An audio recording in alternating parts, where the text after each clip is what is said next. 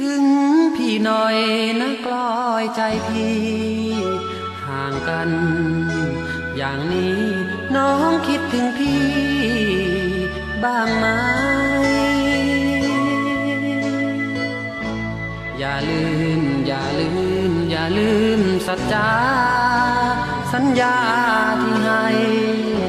ว่าตัวห่างไกลหัวใจชิดกันคิดถึงพี่ก่อนน้องนอนก็ได้เมื่อยามหลับไหลน้องเจ้าจะได้นอนฝัน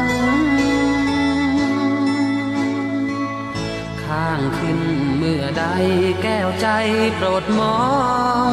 แสงของนวลจันทร์เราสบตากันในแสงเรืองคืนไหน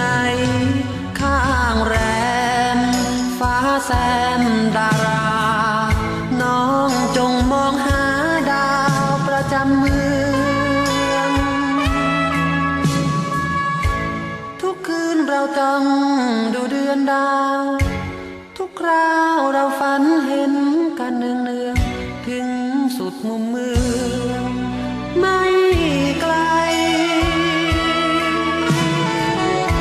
คิดถึงพี่หน่อยนะกลอยใจเจ้า